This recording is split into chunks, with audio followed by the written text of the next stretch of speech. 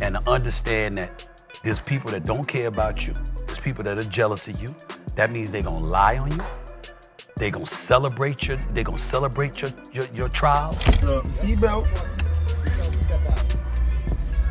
I'm And opening the door. You can take I'm mine opening off the door. of me right here on my right. I'm keeping my hands up. I'm not reaching for no gun, bro. Cop comes to my window. Cop goes to Bud's window. I know the protocol. Bud said, well, how do you know I was speeding if you don't have radar? Okay? Bud actually have the cop on camera saying I admit that I do not have radar. Bud said, I have a firearm too. The cop on his side went ballistic, totally unhinged. He says, get your hands up, get out the car, don't reach. But there was never a physical gun in sight. Everyone thought we were gonna die, man. He said, no, I don't have it on me, I left everything at home. He had already told them, so there was no reason for him to reach. Terence Crawford, coming off the greatest victory of his career against Canelo Alvarez, saw his celebration take an unexpected twist. According to Omaha police, Bud was briefly stopped during a tense traffic incident early Sunday morning, just hours after the city had honored him like a hometown hero. Reaching for no gun, bro. Step out. Can I move my phone? Yeah, that's crazy. Things escalated further when Omaha's mayor and the city's police chief quickly responded after footage of the stop spread across social media. Chief Schmader announced that Internal Affairs would be launching a full review of the situation. The mayor admitted he felt devastated when he first heard how Crawford's celebratory night ended, insisting the day should be remembered as a historic milestone for Omaha, not clouded by the sight of flashing patrol lights and the tense command of officers telling him to unbuckle and step out. So this cop got to be some hater, bro. He must be hating on Terence Crawford. Hopefully, man, Terence Crawford didn't have nothing in the system and things of that nature. I know that he was driving when they pulled him over. There's surveillance video out there. Man, why the security wasn't driving anyway? But anyway, man, how could they're gonna do that to Terence Crawford, bro? In the end, city leaders vowed to be open about what happened and emphasize that everyone, whether a world champion or an ordinary resident, deserves to feel secure and respected. Still, it's wild to think. One night Crawford was lifting championship belts, and the very next he was forced to lift his hands during a police stop. Seatbelt. Step out. I'm opening the door. You can take I'm mine opening off the door. of me right here on my right. I'm keeping my hands up. I'm not reaching for no gun, bro. Step out. Can I move my phone? Just when it seemed the situation couldn't get more intense, details surfaced from Crawford's head of security, and it sounded like something straight out of a suspense movie. Moments earlier, Bud had been soaking in the glory of his monumental victory over Canelo, with the entire city celebrating him like royalty. Then, in a blink, the mood flipped. He was ordered to put his hands in the air as an officer panicked over a firearm that wasn't even in sight. Me because, I was in the moment. So I understood everything that was going on. There was some surprises, I can say that, but,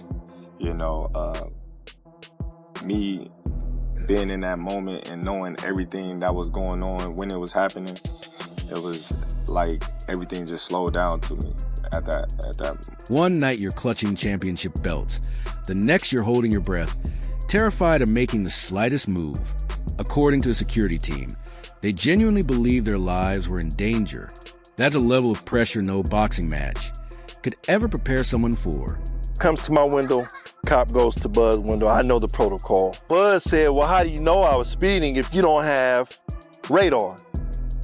Okay? Bud actually have the cop on camera saying I admit that I do not have radar. Bud said, I have a firearm too.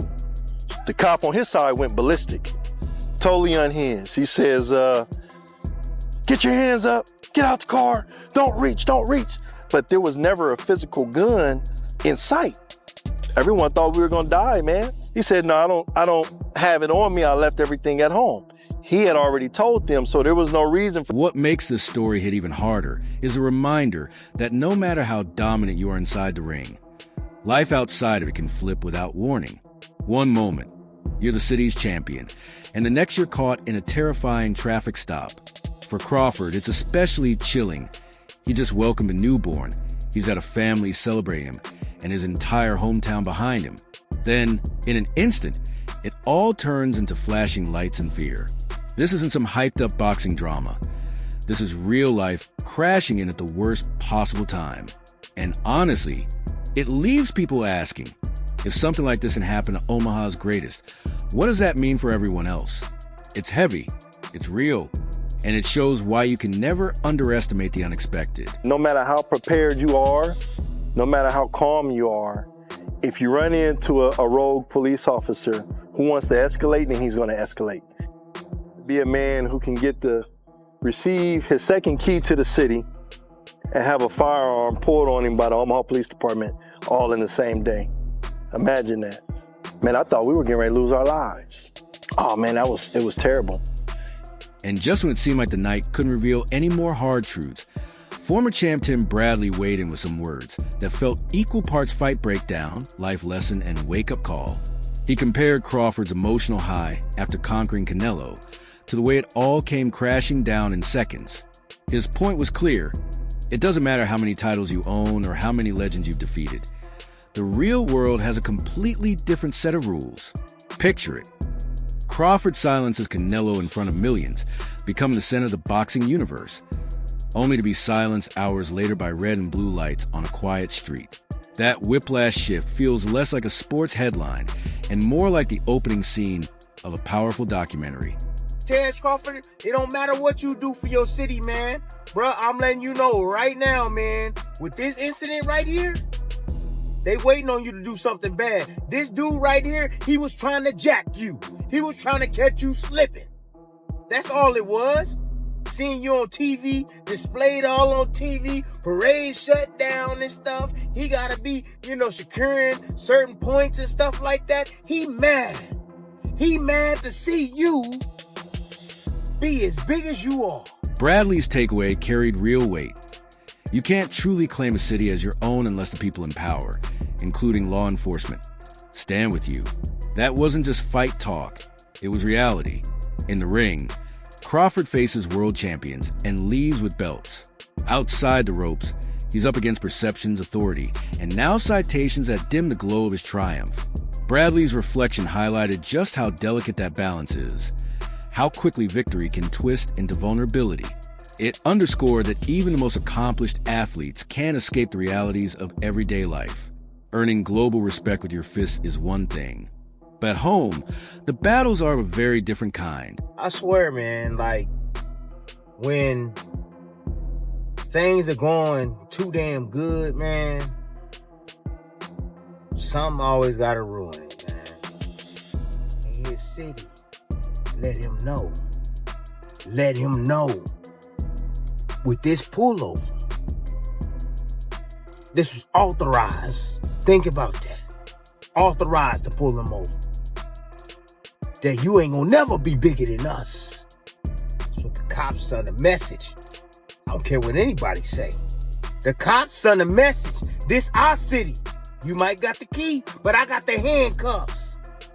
That's what that was. And just when you think you've seen every angle of Crawford's Omaha story, the focus shifts from flashing lights to something far more uplifting. The champion himself addressing the crowd at his victory parade. Hearing Bud speak about giving back to his city hit harder than any punch he's thrown in the ring. This wasn't just standard post-fight talk. It was a reminder that true greatness isn't measured only in belts or knockouts, but in legacy, community, and how you lift others while you're at the top. Think about it. The man just defeated one of the biggest names in boxing, and the first thing on his mind is inspiring the next generation in Omaha. That's vision. That's perspective. That's what being a real-life superhero looks like. No cape required. We made it to the top. No matter how we made it, and, it's definitely a test to say that anything is possible if you, work hard at it and you believe in yourself and you have the faith to keep going no matter what the obstacles is put in front of you, and you can achieve anything. So here's the twist. While most fighters will be celebrating with champagne after a career-defining win, Crawford was reflecting on the grind that got him there, the faith, the discipline, the preparation. He turned his victory into a lesson on staying sharp, never getting comfortable, and always planning the next move. That kind of honesty shows why, even at the peak, there's no pause button for him. And let's be real, there's a subtle flex in his words. He's basically saying, I just took down Canelo, the biggest star in boxing, on my own terms, but don't think I'm stopping here. He's still locked in, still hungry, still chasing something bigger. That's how legends stay legends. And it's why Terence, but Crawford isn't just a fighter, he's the blueprint. Preparation is everything. You know, if you prepare to the best of your abilities, you know, great things is gonna come from that. You know, I always say hard work beat talent when talent don't work hard. So if you talented, you know, without the work ethic, you know, somebody can outwork you that want it more. You know, so you gotta have everything all in sync. You know, you gotta work hard, especially when you're at the top, because everybody gunning from you. And just when you think we've seen every angle of Bud Crawford's story, parades, giving back to kids, silencing the Canelo hype, enter the mastermind himself, Coach Bomac. He dropped some serious gems about what's next, and honestly, it felt like a Marvel post-credit scene. You know something wild is coming. You just don't know what. According to him, Crawford still got 2 or 3 fights left in the tank. And then, almost casually, he teases a jump to 160 pounds. That's like hinting the sequel will be bigger, bolder, and way less predictable. I don't know whether to be hyped or nervous. Probably both. Because if Crawford made dismantling Canelo look like a sparring session, imagine what happens when he pushes into completely new territory. Yeah, I've got my popcorn ready. Yeah, take away the right hand. Your left hand to be travel a shorter distance than his right hand. But his right hand got to come across his body. Yeah. Your left hand goes straight down the pipe. Real easy. Was there anything that surprised you about the fight? No. In my speech I did up there, I said, yeah, exactly everything that we worked on in camp, he did it. Punch selection, catch and release, everything. Here's the real kicker. Bomac isn't just hyping up fights. He's giving us a masterclass in strategy, discipline, and exactly why Bud dominates. He breaks down every little detail, from training camp routines to punch selection to the art catch and release, basically schooling us in boxing without a single boring slide.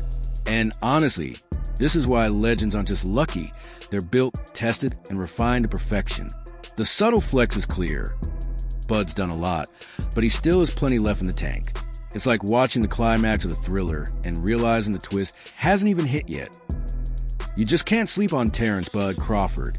He makes you respect the sport, the grind, and yes, even your popcorn budget. All right, fam. If you enjoyed this deep dive into Crawford's Omaha saga, from championship glory to flashing lights and back, to schooling us all on legacy and discipline, hit that like button, share it with your crew, and make sure everyone sees just how untouchable and unpredictable Bud really is. And don't forget to subscribe, because we're always bringing you the hottest takes, the sharpest breakdowns, and stories you won't find anywhere else. With Bud, the story's never really over, and trust me, you won't want to miss what comes next.